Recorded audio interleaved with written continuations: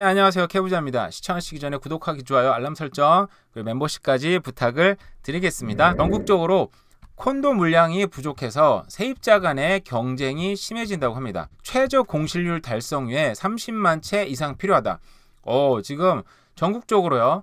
임대 아파트 및 그리고 콘도 물량이 부족해서 주거난이 심해진다. 2026년까지 3년 뒤죠. 3년 뒤까지 부족한 임대 주택 수가 12만 채. 그러니까 4배나 급증할 거. 그러니까 너무 많이 부족하다는 얘기죠. 쉽게 얘기하면. 말을 좀 이상하게 쓴 것 같은데. 어쨌든 임대 아파트가 결론은 30만 채가 더 필요하다고 합니다. 그래서 평균 공실률이요. 지금 1.9%라고 합니다. 사실 1.9%는 이 공실 찾기가 그냥 거의 정말 너무너무 힘든 수준인 거예요. 저도 물론 경험을 해봤죠. 임대 내자마자 첫날, 둘째 날은 조금 한산했어요. 몇 개 받았어요. 근데 3일째부터 폭발적으로 문의가 들어와서 한 거의 30개 가까이 이메일을 받다 보니까 도저히 응대할 수가 없는 상황이 됐죠. 야, 정말 지금 임대가 장난이 아니구나. 너무 힘들다. 그러니까 임대가 싼 거는 아마 엄청나게 연락을 받고, 저도 지금 한 임대보다 아마 100불 정도, 200불 정도 올렸어도 아마 문의 받고, 거기다가 아마 가구까지 넣었으면, 제가 아마 사채 안 써가지고 돈이 조금이라도 있으면 가구 채워 넣어서 거기서 또 100불, 200불 올렸을 것 같아요. 그리고 저는 지금 생각에는 제가 지금 갖고 있는 콘도가 에어비앤비가 안 되는 상황인데, 에어비앤비가 된다 그러면 저는 당장 에어비앤비 돌릴 생각을 좀 하고 있긴 있거든요. 근데 물론 그거 하려면 지금 최소 1년은 기다려야 되고, 이 친구들 나갈 때까지 기다려야 되니까 뭐 2년 될지 3년 될지 모르겠습니다만 여건이 되는 대로 생각을 하고 있습니다. 지난해 캐나다 임대주택 수는 2.3% 늘어났고요. 자, 캘거리, 오타와 임대주택 각각 7.4%, 5.5%. 캘거리는 집도 많은데 또 임대주택수 왜 이렇게 많이 늘어났대. 이러니까 집값이 안 올라가죠. 이러니까 좋은 일입니다. 좋은 일이에요. 제 입장에서 그냥 얘기 한번 해본 거고요. 네, 어쨌든 지난 10년간 임대 시장의 재고는 거의 늘어나지 않았다. 그러니까 공급량이 증가해도 세입자 간의 경쟁은 심화되고 임대료는 더 오르고 있다. 근데 특히 인구수에서 1등과 2등을 차지하고 있는 토론토와 밴쿠버는 지난 3월 코로나 방역 지침이 풀리면서 신규 이민자들이 몰리고 있어 임대 수요가 급증하고 있다. 네, 맞는 말입니다. 근데 혼자 사는 주택이 증가하고요. 사회적 현상, 그리고 이민자, 독신 주민, 정말 뭐 세대수가 분할이 되고 있다는 얘기죠. 인구는 똑같을 수 있어요. 똑같은 가정에서. 근데 엄마 아빠 내가 나이 먹고 직장 잡으면 엄마 아빠랑 더 이상 살기 싫어. 왜냐면 엄마 아빠는 맨날 잔소리하고 밥 먹으라고 그러고 아침에 일어나라고 청소기 막 돌리고 내가 우리 엄마 아빠한테 컴플레인했던 거를 우리 애들 똑같이 컴플레인 하고 있어요 지금. 임대주택수가 낮다고 해서 이게 바로 곧바로 막 주택시장으로 옮겨져서 주택가격이 오른다 만다, 이거는 뭐 모릅니다. 그죠?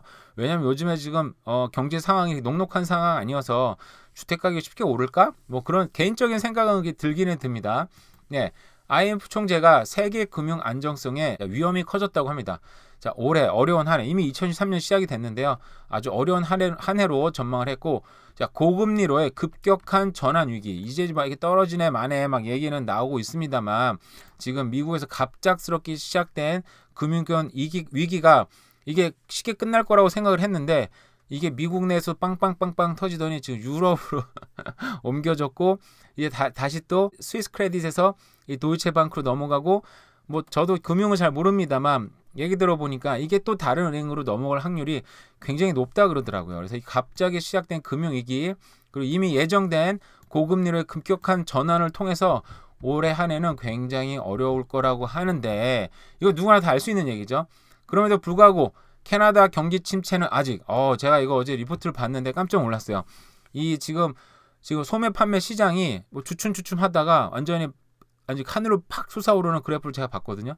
그래프를 준비하지 않았습니다만, 어쨌든 자, 소매 판매, 자동차 시장 강세, 자, 이 부채 부담은 2월 달엔 또 하락했다고 합니다.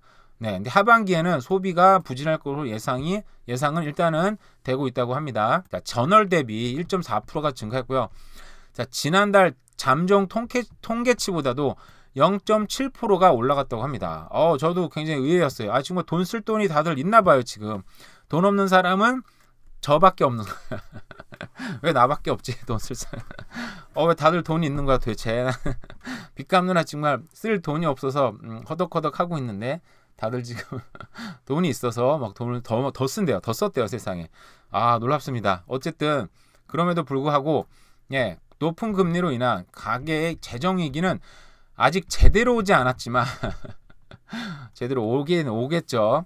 자, 부채 부담이 커지고 노동시장도 둔화될 하반기부터는 결국 소비 지출도 부진을 겪을 것으로 예상이 된다라고 얘기를 했다고 합니다. 자, 재정위기가 오고, 그죠? 그 노동시장도 좀 지금 제가 보니까 이제 미국도 이제 레이오프가 시작이 본격적으로 우리 되는 것처럼 보이다가 주춤주춤하다가 다시 또 이번에 시작이 된다고 합니다. 그래서 그게 본격적인 레이오프가 뭐 여름 이후에까지 진행된다고 한다면, 그죠? 그러면 결국은 이제 경기 침체가 올 것으로 많은 분이 예상을 하고 있어요. 이게 제가 볼 때 약간 딜레이되고 있는 입장이긴 한데 어쨌든 경기 침체는 올 수밖에 없는 것 같고요.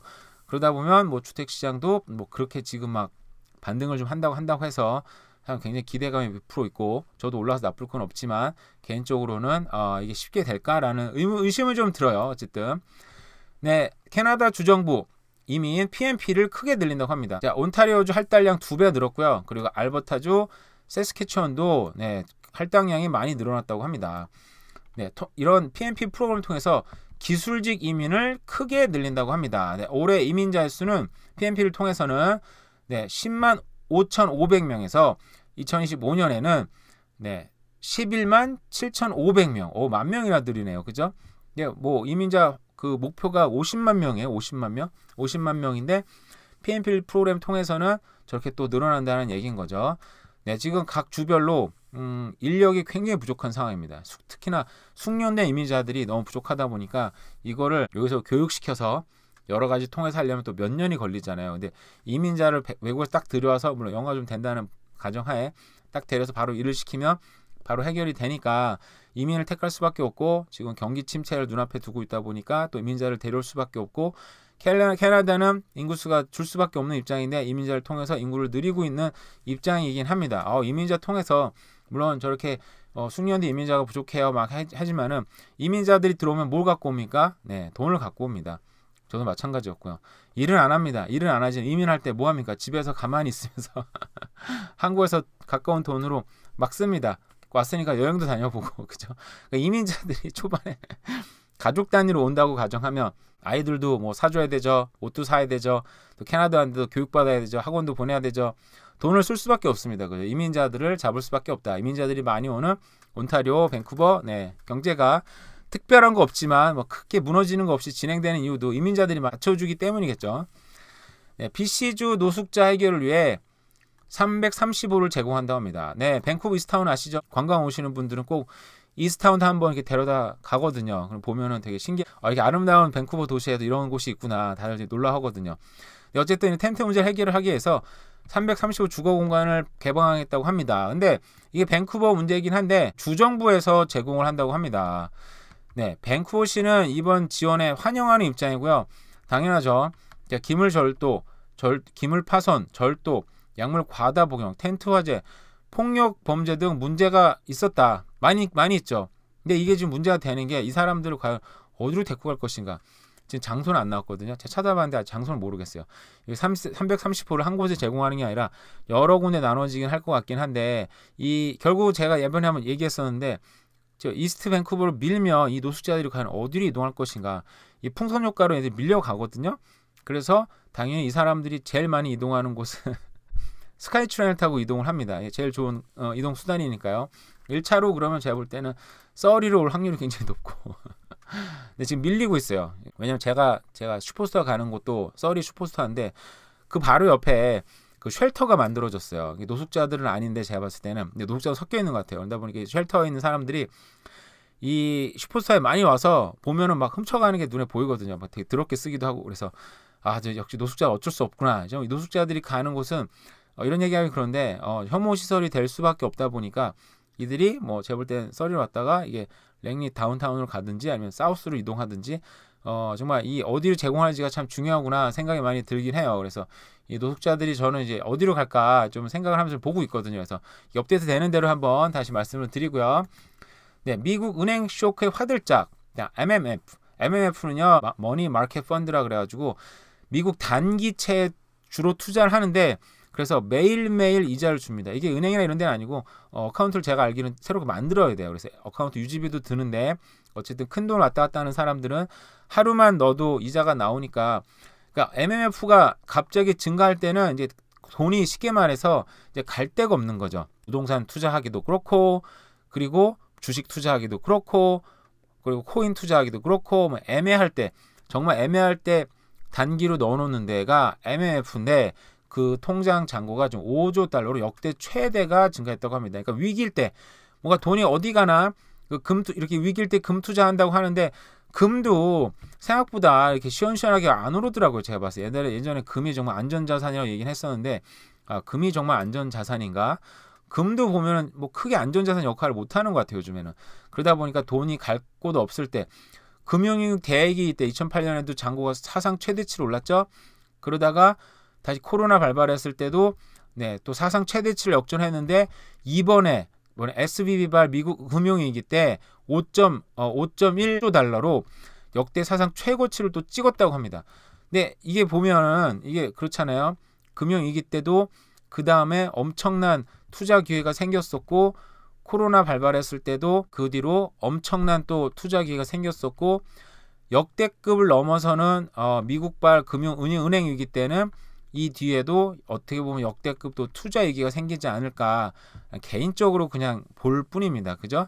만약에 이게 저도 그래서 지금 아주 작은 돈이 주식시장에 들어가 있는데 이걸 일단 뺐다가 한참 기다려도 다시 들어갈까 지금 생각은 하고 있어요. 오늘 보니까 오늘도 지금 시장이 많이 떨어지더라고요. 아마 이런 금융위기가 유럽으로 넘어간다 보니까 사람들이 굉장히 불안해하는 것 같긴 한데, 저도 이걸 좀 생각을 해보고 어떻게 진행되는 생각을 해볼게요. 네, 그리고 이거는 뭐 여담입니다만, 채널에 어느 도시가 많이 보는지 오래간만에 제가 봐보니까 예전엔 토론토가 1등 했었거든요, 희한하게. 근데 밴쿠버 형님들이 과감하게 1등, 뭐 한 28일 동안 156시간을 봐주시고, 그 다음 2등이 또 놀랍게도 캘거리였습니다. 저의 제2의 고향 같은 우리 아들들의 고향인 캘거리가 2등. 감사합니다. 밴쿠버 형님들도 항상 감사드리고요. 그리고 3등이 코키틀람입니다. 코키틀람을 많이 봐주시네요. 4등이 토론토. 토론토 형님들 늘 많이 봐주셔고, 멀리 있지만 또 감사드리고요. 그 써리, 제가 살고 있는 써리 95.2시간 좀 더 분발해 주시기 바랍니다. 농담이고요. 버나비, 랭리, 또 서울, 에드먼튼, 포트 코키틀람이 많이 봐주시더라고요. 어쨌든 항상 또 봐주셔서 감사드리고, 또 저는 또 밴쿠버 분들이 의외로 또 많이 봐주셔가지고, 제가 예전에 토론토, 캘거리가 많이 봐주셨는데, 오히려 이제는 이제 제가 밴쿠버 쪽에 거주하다 보니까 이 흐름들이 좀 밴쿠버로 넘어온 것 같아요. 어쨌든 너무 많이 봐주셔서 너무 감사드리고요. 그리고 오늘 하루도 잘 보내세요. 감사합니다.